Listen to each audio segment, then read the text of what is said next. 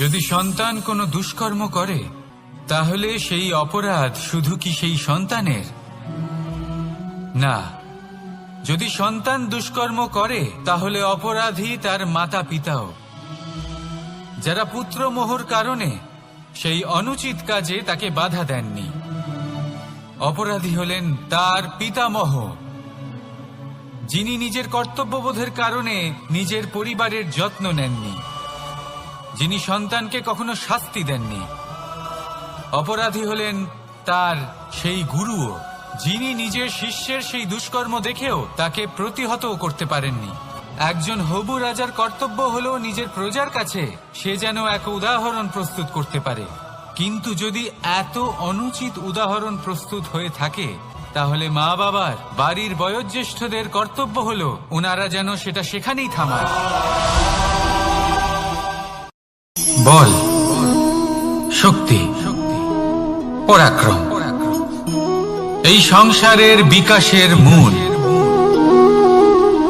কিন্তু কখনো ভেবেছেন যে প্রকৃতি আমাদের এই বল, শক্তি, পরাক্রম কেন দিয়েছেন? যাতে আমরা জীবনে কারোর উদ্ধার করতে পারি, কাউকে সাহায্য করতে পারি, কারোর জন্য ভালো কিছু করতে পারি, কোনো গরিব অসহায় মানুষের জন্য কিছু করতে পারি। এই বল, এই শক্তির সদ্ব্যবহার করতে পারি। কখনো দেখেছেন এমন মানুষ যার কাছে অসীম শক্তি আছে কিন্তু তার সাথেই অসম্ভব অহংকারও রয়েছে, যিনি নিজেকে সর্বশ্রেষ্ঠ বলে মনে করেন, খারাপ কাজও করেন। আপনি দেখবেন প্রকৃতি এবং মানুষ তাকে ভাঙতে সর্বদা চেষ্টা করেন। মনে রাখবেন, যতই সুবিশাল পর্বত হোক না কেন, তা যদি পথে পড়ে তাকে ভেঙে পথ প্রশস্ত করা হয়। যদি আপনার কাছে বল থাকে, শক্তি থাকে, পরাক্রম থাকে, তাহলে তার সদ্ব্যবহার করুন, কাউকে সাহায্য করুন, কাউকে রক্ষা করুন। যদি আপনি আপনার শক্তির দুর্ব্যবহার করেন তাহলে মনে রাখবেন আপনি নিজের বিনাশ নিজেই আমন্ত্রণ করছেন। এবার বল অর্জন করার পরে, শক্তি অর্জন করার পরে আপনি নিজেকে বিনাশ করতে চান নাকি এই সংসারের উদ্ধার করতে চান? সিদ্ধান্ত আপনার। রাধা রাধা। যখন সুখ আসে তখন সে আপনার পরীক্ষা নেয় যে আপনার মধ্যে অহংবোধ জাগ্রত হয়নি তো। যদি অহংবোধ চলে আসে তাহলে সুখ সেখানেই সঙ্গ ত্যাগ করে। দুঃখ আপনার ধৈর্যের পরীক্ষা নিতে থাকে, আর যদি আপনার মধ্যে ধৈর্য না থাকে তাহলে এটা আপনাকে আরো বেশি দুঃখের গভীর অন্ধকারে ঠেলে দেবে। সেখানে শক্তি পরীক্ষা নেয় আপনার বিনম্রতার। যদি আপনি বিনম্র না হন তাহলে হয় এই শক্তি আপনার সঙ্গ ত্যাগ করবে, নয় এই শক্তি বিনম্রতার অভাবে আপনার পতনের কারণ হতে পারে।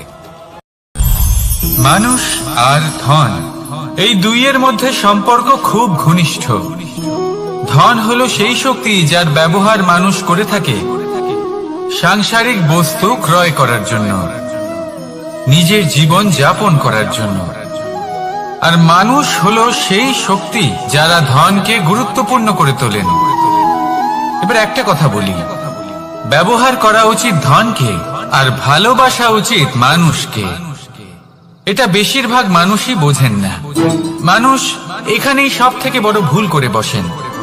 তারা ভালোবাসেন ধনকে আর ব্যবহার করেন মানুষকে। এ হলো অনুচিত। দেখুন, আপনি একটা সূচের দ্বারা যুদ্ধ করতে পারবেন না, আর কোনো তলোয়ার দ্বারা বস্ত্র সেলাই করতে পারবেন না, তাই না? কোনটা কিসের জন্য হয় সেটা বোঝা অত্যন্ত জরুরি। আপনিও সঠিক দিকে অগ্রসর হন। মানুষকে ভালোবাসুন আর ধনকে ব্যবহার করুন। যদি আপনি মানুষকে ব্যবহার করেন তাহলে আপনি ভালোবেসে ফেলবেন ধনকে, আর এই ভালোবাসা ধীরে ধীরে পরিণত হবে লোভে, আর ধীরে ধীরে এটা আপনাকে বিনাশ করে দেবে। তাহলে সমস্ত মানুষকে ভালোবাসুন আর এইভাবে ভালোবেসে বলুন, রাধা রাধা। এই সংসারে প্রত্যেক মানুষ এটাই চান যে তিনি যেন ধনবান হন, আর্থিক অবস্থা তার ভালো থাকে, ওনার বাড়িতে লক্ষ্মীর আগমন হয়। কিন্তু সেটা হবে কি করে, সেটাই হলো প্রশ্ন। কেউ বলেন যে যদি পরিশ্রম করো তাহলে ধন অর্জন সম্ভব, কেউ বলেন যে যদি বিদ্যা লাভ হয় তবেই ধন অর্জন সম্ভব, কেউ বলেন যে যদি বলশালী হও তবেই সম্পন্ন থাকবে। ভালো কথা, যদি তাই হয়ে থাকে তবে দিনমজুর সারা দিন পরিশ্রম করেন, তিনি কেন ধনী হন না? অনেকজন বিদ্বান মানুষ আছেন এই সংসারে, তারা কেন ধনবান হন না? অনেক সংখ্যক বলশালী ব্যক্তি আছেন, তাদের কাছে ধন নেই কেন? তাদের কেন ধনের অভাব হয়? আবার এমনও কিছু মানুষ আছেন যারা পরিশ্রম করেন, তারা দিনমজুর, কিন্তু তারা ধন অর্জন করতে পারেন। কিছু বিদ্বান ব্যক্তি আছেন যাদের কাছে অধিক মাত্রায় ধন রয়েছে, কয়েকজন বলশালী ব্যক্তি রয়েছেন যাদের কাছে সাফল্য কে না চান? সাফল্য লাভ করার শিখরে পৌঁছানোর আলাদাই একটা আনন্দ রয়েছে। আর আপনজনদেরও কে না চান? প্রত্যেক মানুষ চান যেন জীবনে তার কোনো আপনজন থাকে, যারা সবসময় তাদের সাথে থাকবে, কারণ আপনজনের সাথেই তো সাফল্যের আনন্দ সব থেকে বেশি পাওয়া যায়। কিন্তু আসলে কি হয়, অনেক সময় সাফল্যের খোঁজে সেই পথে চলতে চলতে আমরা আপনদের থেকে দূরে চলে যাই, না চাইতেও দূরে চলে যেতে হয়, ওনাদের সাথে সময় কাটাতে পারি না। আর আমরা ভুলে যাই যে সাফল্যের আসল আনন্দ আপনজনদের সাথেই পাওয়া যায়। সফল হওয়ার পরে আপনদের সাথে দেখা হলে তাদের চোখে আমাদের জন্য যে আবেগ থাকে, যে সম্মান, যে প্রেম থাকে, সেটাই হলো আসল পুরস্কার। আমরা সেই কথা ভুলে যাই এবং একা হয়ে পড়ি। বেশিরভাগ সময় এটাই হয়, বেশিরভাগ সময় সফল মানুষগুলি একা হয়ে যান। এবার আপনি কি চান? আপনি অসফল হয়ে দিনগুলি একাকিত্বে কাটাতে চান, নাকি সফল হয়ে আপনজনদের সাথে আনন্দে থাকতে চান? সেই সিদ্ধান্ত আপনার। সাফল্যের পেছনে ছুটুন, নিজেকে উজাড় করে দিন, কিন্তু আপনজনদের সঙ্গ ত্যাগ করবেন না। সেই আপনজন যারা আপনার সাফল্যের জন্য দায়ী, সেই আপনজন যিনি আপনার সাফল্যে আনন্দ পান, সুখ লাভ করেন, তাদের কখনো ত্যাগ করবেন না। আসুন আমার সাথে ভালোবেসে বলুন, রাধা রাধা। অনেক সময় আপনি কোনো ব্যক্তিকে এটা বলতে শুনবেন যে আমি আমার নিজের উপরে গর্ব করি, আমি নিজেকে নিয়ে গর্ব করি, আমি খুব ভালোভাবে আমার মা বাবার সেবা করি, ওনাদের আমি সবসময় সুখী রাখি, ওনাদের আমি একটা বাড়ি দিয়েছি, সকল সুখ সুবিধা দিয়েছি, ওনাদের জীবনে প্রত্যেক জিনিস দিয়েছি আর দেব যা তাদের প্রয়োজন। এবার আমাকে বলুন যে আপনি কে হন? আপনি হলেন সেই বীজ যা আপনার মাতা পিতা রোপণ করেছেন। আপনার মা বাবাই আপনাকে এই সংসারে জন্ম দিয়েছেন। এবার এইসব কথার কি তাৎপর্য? এই হলো সেই ব্যক্তির দৃষ্টিভঙ্গি। এবার দেখা যাক এই প্রকৃতি আমাদের কি শেখায়। কখনো কোনো গাছকে দেখবেন, যখন সেই গাছে ফল আসে, সে মালিকে এটা বলে না যে দেখো আমি তোমাকে ফল খেতে দিচ্ছি, কারণ ও জানে যে এটা হলো সেই মালির পরিস্থিতি। বাজ পাখিকে পক্ষীরাজ বলা হয়। বাজের আয়ু হলো মোটামুটি 70 বছর। এবার 40 বছর হতে হতেই ওদের পালক লম্বা এবং ভঙ্গুর হয়ে যেতে থাকে, ঠোঁট বেঁকে যায়, ডানা ভারী হয়ে যায়, অর্থাৎ আগের মতো উঠতে পারে না, সেই শক্তি থাকে না। এবার সেই বাজ কি করবে? বাজ সব থেকে কঠিন নির্বাচন করে, নির্বাচন নিজের পুনর্স্থাপনা। সর্বপ্রথম একটা বিশাল পর্বতে যায়, একান্তে নিজের এক বাসস্থান তৈরি করে, আর তারপরে পাথরের সাথে নিজের ঠোঁট বারবার আঘাত করতে করতে সেই ঠোঁট ভেঙে ফেলে। তারপরে সে অপেক্ষা করে সেই ঠোঁট পুনর্নির্মাণ হওয়ার। তারপর সেটাই করে নিজের পালকের সাথে। তারপরে নিজের ডানা থেকে এক এক করে ভারী পালকগুলো ছিঁড়ে ফেলে দেয়।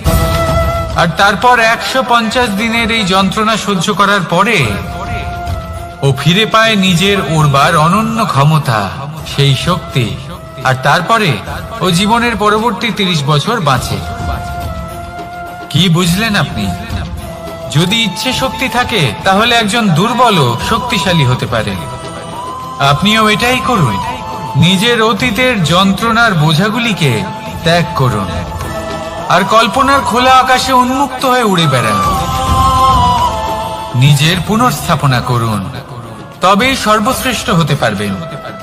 আর মনে রাখবেন, এই ছোট ছোট পদক্ষেপই বড় বড় শিখরে পৌঁছে দিতে পারে। তাহলে আসুন আর আমার সাথে ভালোবেসে বলুন, রাধা রাধা। এই সংসারে আপনার সব থেকে বড় বন্ধু কে? কেউ বলবেন ছোটবেলার বন্ধুরা, কেউ বলবেন মাতা পিতা, কেউ বলবেন ঈশ্বর। এবারে বলুন যে এই সংসারে আপনার সব থেকে বড় শত্রু কে? কেউ বলবে আপনার বিরোধী, সেই ব্যক্তি যে আপনাকে হিংসে করে, বা আপনার নিজের অহংকার। আমি বলবো যে এই সংসারে আপনার সব থেকে বড় বন্ধু হলো আপনার নিজের মন। এই চঞ্চল মনকে যদি আপনি নিয়ন্ত্রণ করতে শিখতে পারেন, তাহলে এর থেকে বড় বন্ধু এই সংসারে আপনি কোথাও পাবেন না। সেখানেই যদি এই মন আপনাকে বশ করে ফেলে, তাহলে সংসারে এর থেকে বড় শত্রুও আপনি কোথাও পাবেন না। প্রথমে এই মনকে নিয়ন্ত্রণ করতে শিখে যান, আর তখন এই মন প্রসন্ন হয়ে বলবে। আপনি কি কখনো জলকে নিজের মুঠোতে ধরে রাখার চেষ্টা করেছেন? চলুন আজ করা যাক।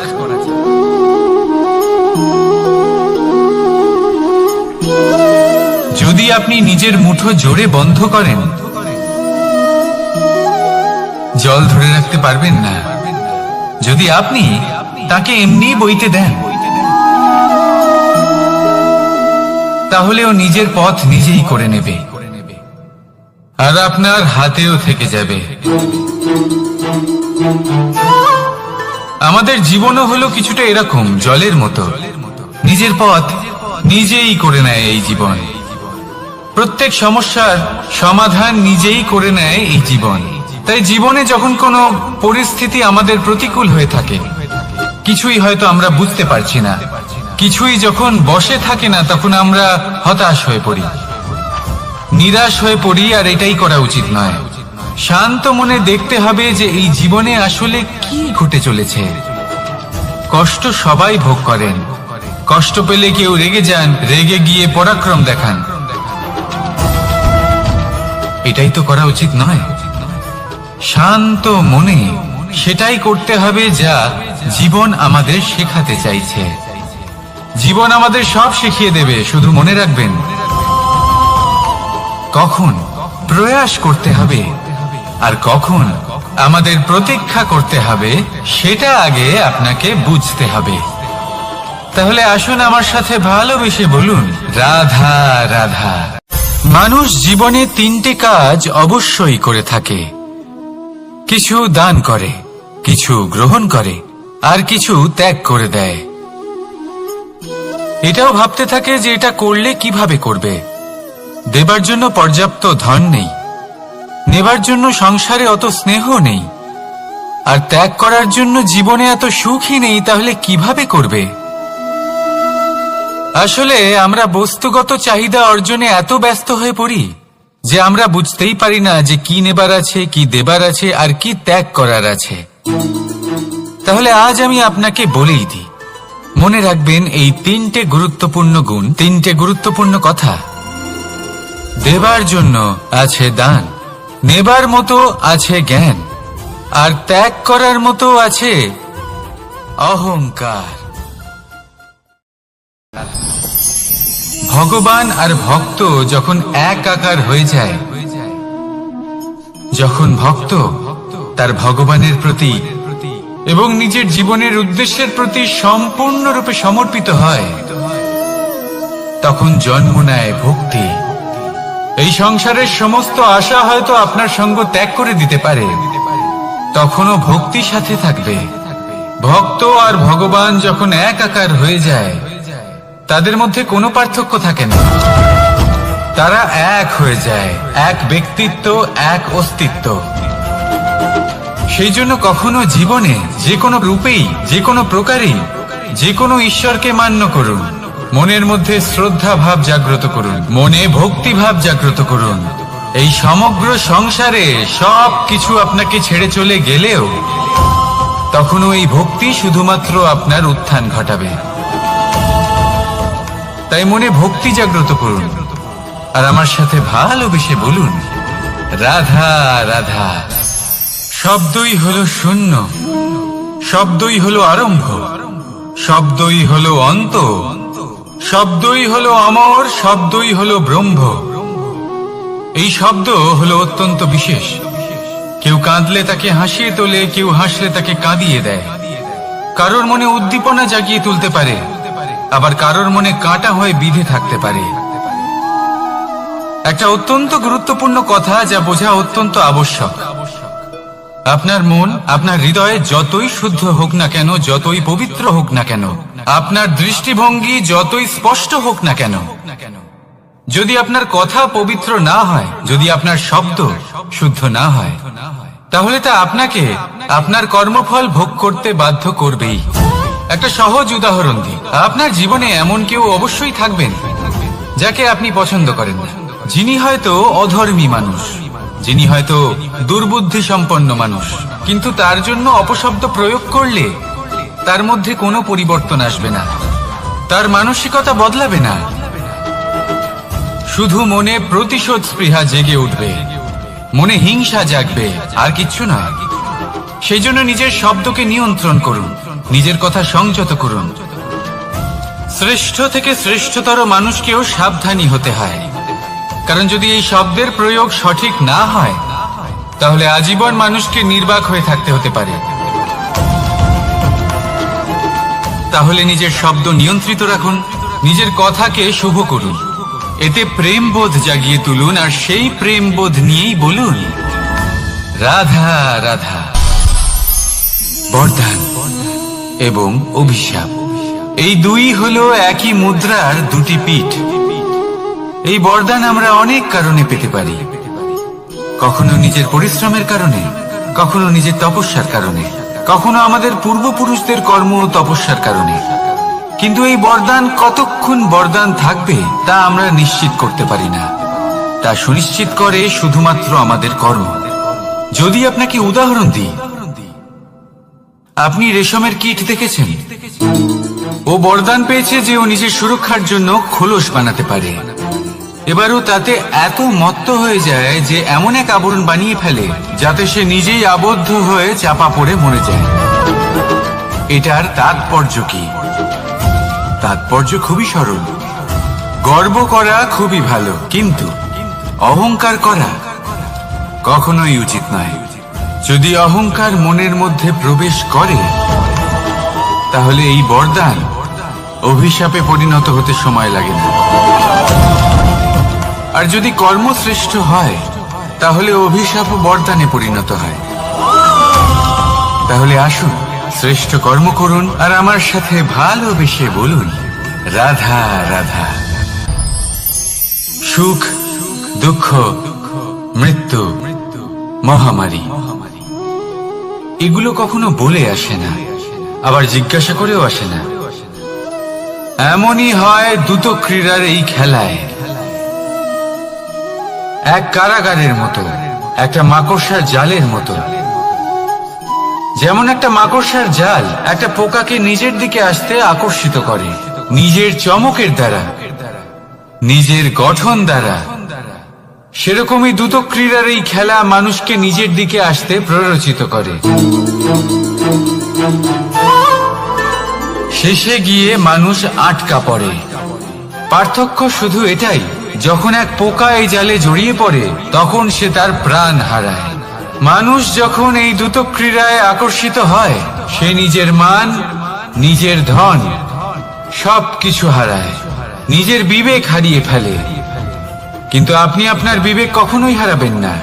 যদি আপনার মনে লোভ চলে আসে, আপনি লোভী হয়ে ওঠেন। যদি আপনি দ্রুত ক্রীড়ার এই খেলায় আটকা পড়েন, তাহলে মনে রাখবেন, এই খেলা থেকে ফিরে আসা প্রায় অসম্ভবই বলা যায়। নিজের বিবেক কখনো হারাতে দেবেন না, কারণ বিনাশ আসার প্রথম লক্ষণ হলো বিবেকের বোধ চলে যাওয়া। এই প্ররোচনায় কখনো পা দেবেন না।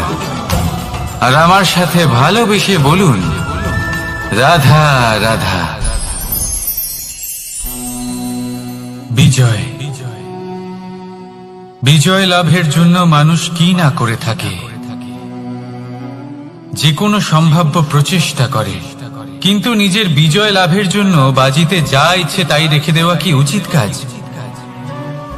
কখনোই নয়। নিজের হারানো সম্মান, নিজের হারানো সম্পত্তি, নিজের হারানো অধিকার ফিরে পাওয়ার শুধু একটাই পথ রয়েছে, আর তা হলো পুরুষার্থ, দ্যুতক্রিয়া নয়। যে মানুষ নিজেই হেরে গেছে, নিজেই নিজের জয়লাভ করার জন্য অন্য কাউকে কিভাবে বাজিতে রাখতে পারে? এ হলো সম্পূর্ণরূপে অনুচিত। অনেক সময় অনেক ধন লাভ করার জন্য, অনেক সম্পত্তি লাভ করার জন্য আমরা নিজের আসল ধন, আমাদের আপনজন, তাদেরকে হারিয়ে ফেলতেও প্রস্তুত হয়ে যাই। এটা একেবারেই উচিত নয়। যত বড়ই সংকট আসুক না কেন, আমাদের আপনজনদের আমাদের সাথেই রাখা উচিত। নিজের বিজয়ের জন্য ওনাদের বাজি রাখা ঠিক নয়। এই ভুল কেউ একজন করেছেন, আপনি তা ভুলেও করবেন না। রাধা রাধা। নারী জন্মসূত্রে কারোর কন্যা, ধর্মসূত্রে কারোর পত্নী, আর কর্মসূত্রে কারোর মা। আমাদের মনে এই ছবি আঁকা রয়েছে একজন নারীকে নিয়ে, তাই না? একটা অতুলনীয় ভূমিকা রয়েছে নারীদের আমাদের জীবনে, আর নারী ছাড়া আমরা কিছুই নই। কিন্তু অধিকার, সেখানে আমরা একটা ভুল করে বসি।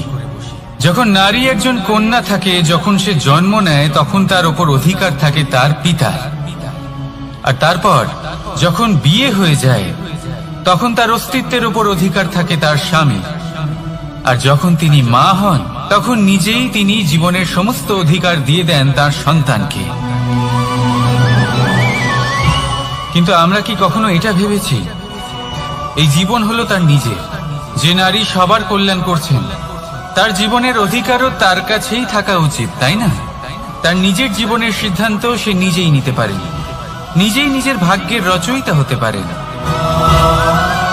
আর এর জন্য আমাদের নিজেদের পাল্টাতে হবে, দৃষ্টিভঙ্গি পাল্টাতে হবে। কারণ এই ধারণা সেটা আজ বা কালকের ব্যাপার নয়, এটা ঘটে চলেছে বহু বছর ধরে, আর চলতেই থাকবে যদি আমরা এটা না বদলাই। আর এটা তখনই সম্ভব হবে যখন আমরা নিজেদের মধ্যে পরিবর্তন আনব। তাই আজকের পর থেকে, এই মুহূর্ত থেকে, কোনো নারীর ওপর অকারণ অধিকার স্থাপনের আগে সহস্রবার ভেবে দেখবেন। কারণ যখন নারী নিজের অধিকার কেড়ে নিতে বাধ্য হবেন, তখন শুধু এবং শুধুমাত্র বিনাশই ঘটবে। রাধা রাধা।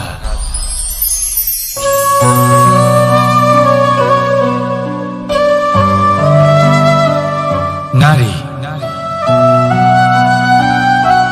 পুরুষরা যাকে নাম দিয়েছেন ত্রিয়া, কেন দিয়েছেন, কে দিয়েছেন, কেউ তা জানে না। কথায় আছে, পুরুষরা ভাবেন যে ত্রিয়া, ভাবেন একরকম, বলেন অন্য কিছু, আর করেন অন্য কিছুই। কিন্তু সত্যিটা কি এটাই? আসল সত্যি হলো এটাই যে ত্রিয়া হলো সেই চরিত্রহীন পুরুষ, আর কেউ নয়। সেই পুরুষ যারা নারীকে বলেন যে আপনি হলেন মা, আপনি হলেন দেবী, আপনি হলেন বোন। আর ভাবেন কি? ভাবেন যে এই নারী হলো আমাদের পায়ের ধুলো, আর কিচ্ছু নয়। আর কি করেন? ওনাদের মাথায়, ওনাদের খোপায় মালা পরিয়ে দিয়ে ভাবেন যে ওনারা হলেন তাদের পায়ের ধুলোর সমান। একজন নারীর সম্মান ভঙ্গ করেন, তাদের দাসী মনে করেন। ভুলবেন না, যত্র নারীয়াস্ত পূজ্যন্তে রমন্তে তত্র দেবতা।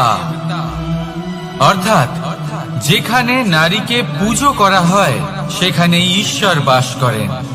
আর যেখানে নারীকে অপমান করা হয়, সেখানে ঈশ্বর এবং ভাগ্য এই দুই রুষ্ট হয়।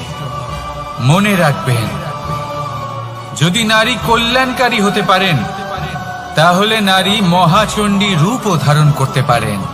যদি একজন নারী মাতা হয়ে জন্মদান করতে পারেন, তাহলে নারী মৃত্যু হয়ে বিনাশও করতে পারেন। যেখানে নারী অপমানিত হবেন সেখানে মহান ভারতও মহাভারতের পথে অগ্রসর হতে পারে। তাই মনে রাখবেন, নারীর অপমান যেন কখনোই না ঘটে। আর যদি কোথাও নারীর অপমান হয়, তার অর্থ হলো আপনার বিনাশ আপনার দিকেই আসছে। আর এটা হলো তার প্রথম পদক্ষেপের প্রথম পদধ্বনি। রাধা রাধা। যদি সন্তান কোনো দুষ্কর্ম করে, তাহলে সেই অপরাধ শুধু কি সেই সন্তানের? না। যদি সন্তান দুষ্কর্ম করে, তাহলে অপরাধী তার মাতা পিতাও, যারা পুত্রমোহর কারণে সেই অনুচিত কাজে তাকে বাধা দেননি।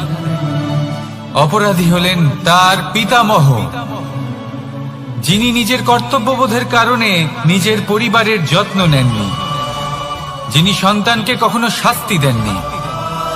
অপরাধী হলেন তার সেই গুরুও, যিনি নিজের শিষ্যের সেই দুষ্কর্ম দেখেও তাকে প্রতিহত করতে পারেননি। একজন হবু রাজার কর্তব্য হলো নিজের প্রজার কাছে সে যেন এক উদাহরণ প্রস্তুত করতে পারে। কিন্তু যদি এত অনুচিত উদাহরণ প্রস্তুত হয়ে থাকে, তাহলে মা বাবার, বাড়ির বয়োজ্যেষ্ঠদের কর্তব্য হলো ওনারা যেন সেটা সেখানেই থামায়, হয় ভালোবেসে নয়তো শাস্তি দিয়ে। যদি না থামানো হয়, তাহলে মহাভারত অবশ্যম্ভাবী। অনেক ব্যক্তির মনে একটা প্রশ্ন জাগে আমাকে আর রাধাকে নিয়ে। বলেন যে, না আমি আর রাধা একসাথে থাকি, না আমাদের বিয়ে হয়েছে, আমি এখানে দ্বারকাতে ও ওখানে বর্ষণাতে, তাও এত ভালোবাসা কি করে? এ কেমন সম্পর্ক? আমি তাদের একটা সহজ কথা বলতে চাই। আপনি কখনো আয়নার দিকে দেখেছেন? নিজের দুই চোখের দিকে তাকিয়ে জিজ্ঞাসা করুন, এই দুই চোখ একসাথে কেন বন্ধ হয়, একসাথে কেন খোলে, একসাথে কেন ঘুমোয়, একসাথে কেন কাঁদে? আজীবন কোনো এক মানুষের সাথে সম্পর্ক রাখা অবশ্যই সম্ভব, তাদের সাথে দেখা না করে। আমার আর রাধার ভালোবাসাও কিছুটা এরকমই, আর কিছুটা এরকমই হয় ভালোবাসা দুই নয়নের মতো, যারা কখনোই মিলিত হবে না, কিন্তু চিরকালের জন্য একসাথে জুড়ে থাকবে। এই অনুভূতি নিঃস্বার্থ হয়, আর এই নিঃস্বার্থ ভালোবাসা আপনাকে আনন্দের পথে অগ্রসর করে। জীবনে সবসময় নিঃস্বার্থভাবে ভালোবাসুন, শুধুমাত্র আনন্দই পাবেন। তাহলে আসুন আমার সাথে নিঃস্বার্থভাবে ভালোবেসে বলুন, রাধা রাধা। মানুষ, কোন ব্যক্তির নির্মাণ হয় কিভাবে?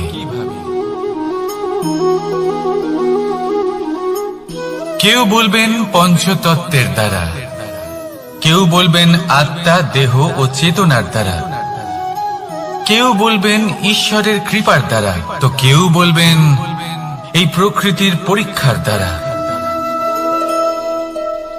না, মানুষের নির্মাণ হয়ে থাকে বিশ্বাস দ্বারা। ব্যক্তি তখনই গড়ে ওঠেন যখন ব্যক্তিত্ব থাকে, ঠিক কিনা? আর ব্যক্তিত্ব তখনই হবে আর সেরকমই হবে যেরকম বিশ্বাস আপনি নিজের উপরে রাখবেন। যদি আপনি মনে করেন আপনি বিষের ন্যায় হবেন, তাহলে আপনি বিষাক্তই হবেন। যদি আপনি এটা মনে করেন যে আপনি অমৃতের ন্যায় হবেন, তাহলে আপনি অমরই হয়ে যাবেন।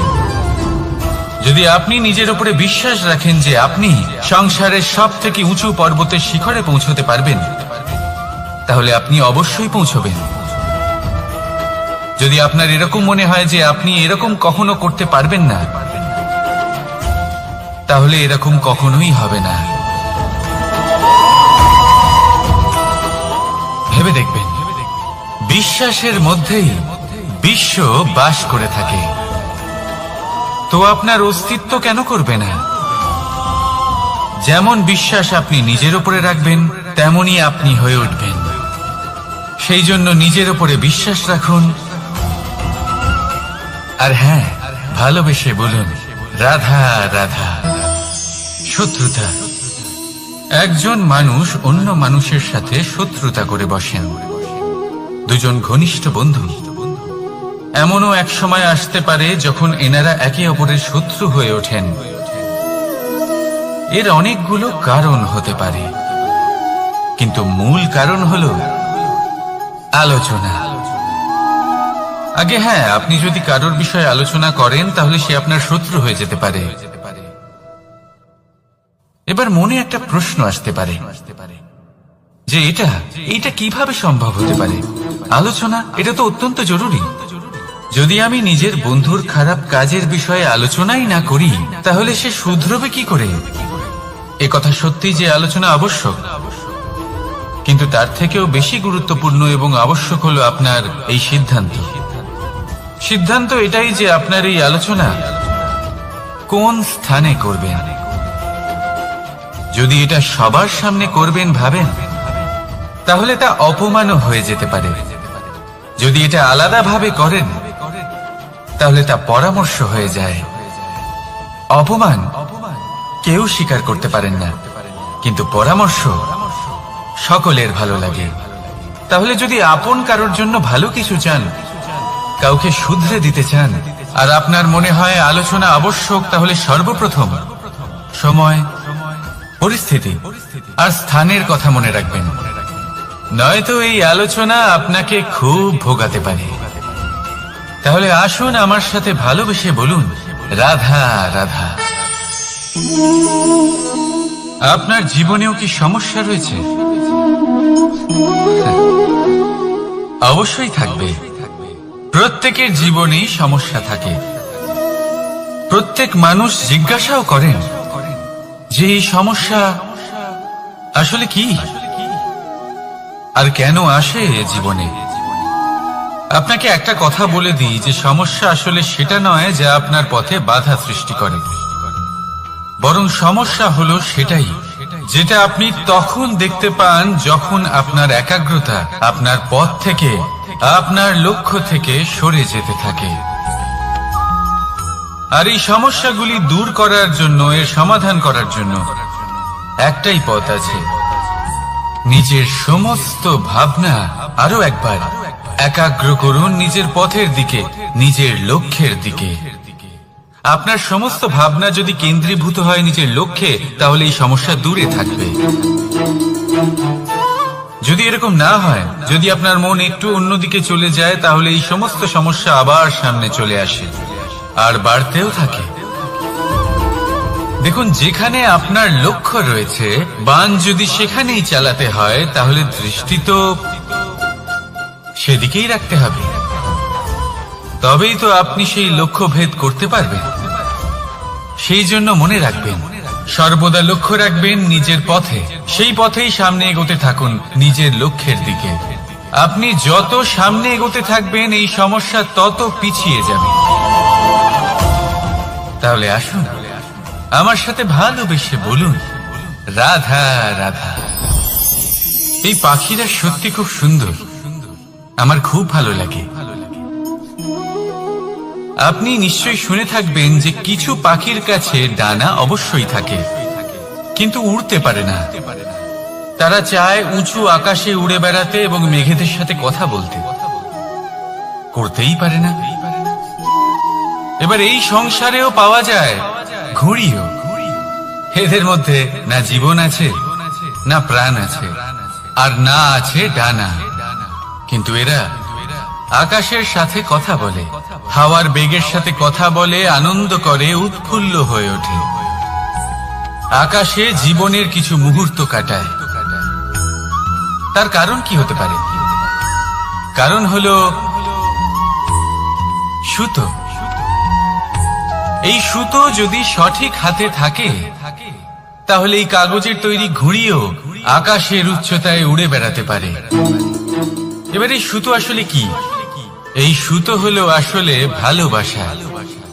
এই সুতো হলো আসলে বিশ্বাসের। আর এটা আপনি দিয়ে থাকেন তাদের হাতে যাদের আপনি বিশ্বাস করেন, যাদের আপনি নিজের সর্বস্ব দিয়ে দেন। ভেবে দেখুন, এই ভালোবাসা আর বিশ্বাসের সুতো আপনি যদি সঠিক মানুষের হাতে দিয়ে দেন, তাহলে আপনি অনেক উচ্চতায় উঠতে পারবেন, আকাশের উচ্চতায় উড়ে বেড়াতে পারবেন, মেঘের সাথে কথা বলতে পারবেন, পাখিদের মতো উঠতে পারবেন, যা ইচ্ছে তাই করতে পারবেন। শুধু এই মানুষ সঠিক হতে হবে, এমন একজন মানুষ যার মনে আপনার জন্য ভালোবাসা রয়েছে, এমন এক মানুষ যার মনে কোনো স্বার্থ নেই, যিনি পরোপকারী, এমন একজন ব্যক্তি যিনি আপনার অস্তিত্বকে বাইরে নিয়ে আসতে পারবেন, তাকে উজ্জ্বল করে তুলবেন। তাহলে ভালোবাসুন, আনন্দ করতে থাকুন, আর এই আনন্দ সহকারে বলুন, রাধা রাধা।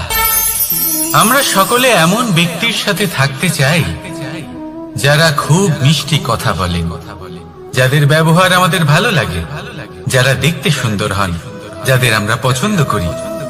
আর সব সময় এমন ব্যক্তির থেকে দূরে থাকতে চেষ্টা করি যাদেরকে আমরা পছন্দ করি না, যাদের কথা আমাদের খারাপ লাগে, যাদের কথা একটু কঠোর হয়। আমরা সব সময় চেষ্টা করি এদের থেকে দূরে থাকার, ঠিক কিনা? কিন্তু যদি বাস্তবটা দেখি, তাহলে এই কঠোরতা জীবনে শান্তির প্রলেপ দেয়। ওষুধও একটু কড়াই হয়, কিন্তু এ কি করে? আমাদের সুস্থ করে তোলে। ঠিক সেইভাবেই ভালোবাসার এই অধ্যায় একটু কঠিন, একটু কড়াও মনে হতে পারে, কিন্তু এর ফল সবসময় আপনাদের স্বাস্থ্যের পক্ষে ভালোই হয়। সেই জন্য যদি কেউ আপনার নিন্দে করে, আপনাকে কড়া কথা শোনায়, আপনার ব্যাপারে আলোচনা করে, তার মানে এটা নয় যে সে আপনার শত্রু। হতে পারে তিনি আপনার বন্ধু হন, আপনার জন্য ভালো চান, আপনাকে শুধরে নিতে চান, আপনার মধ্যে কোনো পরিবর্তন দেখতে চান। সেই জন্য কখনো কারোর কথা শুনে বা কাউকে দেখে প্রাথমিকভাবে এই সিদ্ধান্ত নেবেন না যে তিনি আপনার শত্রু হন নাকি আপনার বন্ধু হন। এমনও শত্রু হয়ে থাকেন যে গুড়ের মতো মিষ্টি মিষ্টি কথা বলে আসলে আপনাকে বিষ পান করিয়ে দেবেন। আর এমনও বন্ধু থাকেন যারা আসলে নিমের মতো কড়া কথা বলেন, কিন্তু আপনাকে অমৃত পান করান। এদের মধ্যে পার্থক্য করতে জানতে হবে, কে আসলে শত্রু হন আবার কে আসলে মিত্র হন। এই পার্থক্য যখন আপনি করতে শিখবেন, তখন আপনি এই সংসারের সব থেকে সুখী প্রাণী হয়ে উঠবেন। এই পার্থক্য বোঝা সহজ নয়, কিন্তু অবশ্যই আবশ্যক। রাধা রাধা। অসুখ। এমন কোন মানুষ আছেন এই সংসারে যার অসুখ করে না? প্রত্যেক মানুষ কখনো না কখনো অবশ্যই অসুস্থ হয়েছে, তার এই শরীর রোগের শিকার অবশ্যই হয়েছে। এবারে দেখুন, এই রোগ আসে আবার এই রোগ চলেও যায়, কিন্তু সেই রোগ আমাদের কষ্ট দিতে কেন সক্ষম হয়? কারণ হলো স্বচ্ছতা। যদি এই স্বচ্ছতা শরীরে না থাকে, তাহলে মানুষকে শারীরিক কষ্ট পেতেই হবে। ঠিক সেইভাবেই অত্যন্ত প্রয়োজনীয় হলো এই স্বচ্ছতা যেন মনেও থাকে। যদি এই স্বচ্ছতা মনে না থাকে, তাহলে মানুষ চারিত্রিকভাবে কষ্ট সহ্য করেন। এবারে নিবারণ কি হতে পারে? বড়ই সহজ এর উপশম। যদি রোগ শরীরে হয়, তাহলে সর্বপ্রথম স্বচ্ছতা বজায় রাখতে শিখুন, এই শরীরকে পরিষ্কার রাখতে শিখুন। বিচক্ষণতার সাথে এই রোগের সম্মুখীন হন, ভয় পাওয়ার কোনো দরকার নেই। ব্যায়াম করতে থাকুন, সব ঠিক হয়ে যাবে। সেইভাবেই যদি এই অসুখ মনে হয়, তাহলে কি করা যায়? সর্বপ্রথম তার আধারের উপরে নজর দিন। আপনার এই আধারই হলো আপনার আহার। যা আপনি আহার করবেন, সেরকমই মানুষ হয়ে উঠবেন। সেইভাবেই আপনি যেরকম ভাবেন, সেরকমই মানুষ হয়ে উঠবেন। সেই জন্য নিজের ভাবনাকে শুভ করুন, নিজের দৃষ্টিভঙ্গিকে শুভ করে তুলুন, সবকিছু সঠিক হবে। আপনার আমার সবার মধ্যেই এক রাক্ষস বাস করে, তার সম্মুখীন হন, তাকে পরাস্ত করুন। তাহলে এই রোগ সে শরীরেই হোক বা মনের মধ্যে, যদি সঠিক সময় তাকে আটকানো না যায়, তাহলে যে কোনো সময় তা মহামারীর রূপ ধারণ করবে। সেই জন্য সাবধানে থাকুন, সুস্থ থাকুন। তাহলে আসুন, আমার সাথে ভালোবেসে বলুন, রাধা রাধা।